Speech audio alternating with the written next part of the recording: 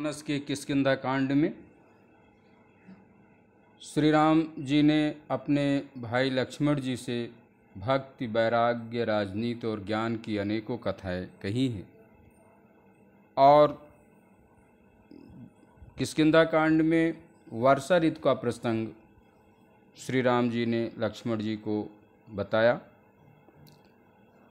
और ये एक वन्य प्रदेश है किष्किंधा, और जब से यहाँ पर रमापति श्री राम जी ने निवास किया है तब से यह जंगल जो है ये मंगल स्वरूप हो गया है।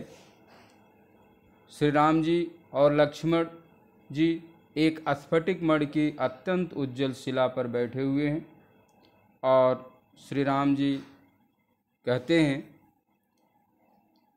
कहत अनुज सन कथायनेका, भगति बिरति नृप नीति विवेका।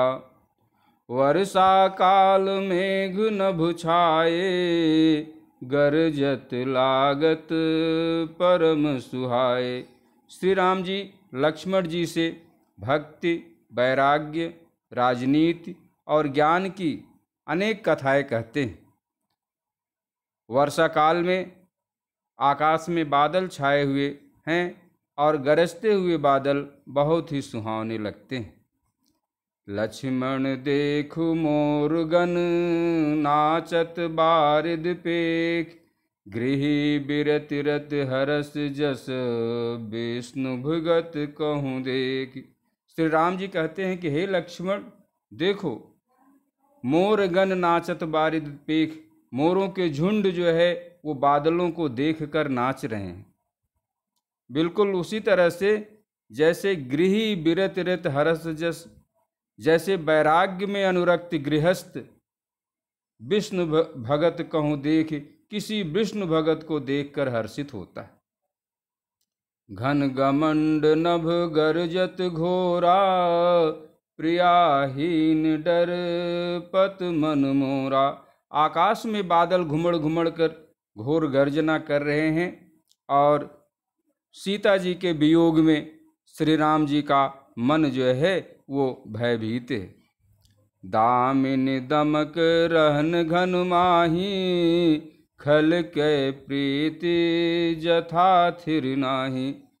वर्षा ऋतु में बिजली की चमक बादलों में ठहरती नहीं है, बिल्कुल उसी तरह से जैसे कि खल के प्रीत जथा थिर नाही, दुष्ट की प्रीति जो है स्थिर नहीं रह पाती है। जैसे कि कहा गया संस्कृत में, क्षणे रुष्टे क्षणे तुष्टे, रुष्टे तुष्टे क्षणे क्षणे, अस्थिर चित्ता नाम प्रसादो विभयंकर। तो जो दुष्ट है, प्रकृति का व्यक्ति है, वो अस्थिर चित्त है, उसकी बुद्धि स्थिर नहीं है, इसलिए उससे प्रेम करना ठीक नहीं है, उसका प्रेम भी स्थिर नहीं रहता है। बरसहि जलद भूमि नियराए, जथा नवहि बुध विद्या पाए। बादल पृथ्वी के समीप आकर के बरस रहे हैं, जैसे विद्या पाकर के विद्वान व्यक्ति नम्र हो जाता है, विनीत हो जाता है, वो विनम्रता धारण कर लेता है। बूंद आघात सहहि गिर कैसे, खल के बचन संत सह जैसे। बूंदों की चोट पर्वत कैसे सहन करते हैं, ठीक उसी प्रकार से जैसे कि दुष्टों के वचन संत सहन करते हैं। वो बिना किसी भेदभाव के, बिना किसी आपत्ति के दुष्टों के वचन को एक संत सहन करता है, वो बिल्कुल सहज भाव से सहन करता है। क्षुद्र नदी भरी चली तो राई, जस थोर धन खल इतराई। और वर्षा ऋतु में जो छोटी छोटी नदियां हैं वो अपने किनारों को तोड़ती हुई आगे बढ़ जाती हैं। जैसे बिल्कुल उसी प्रकार से जैसे कि थोड़े से धन से जो दुष्ट व्यक्ति है वो इतराने लगता है, अभिमान करने लगता है और अपनी मर्यादा का त्याग कर देता है। भूमि परत भार डाभर पानी, जनु जीवहि माया लपटानी।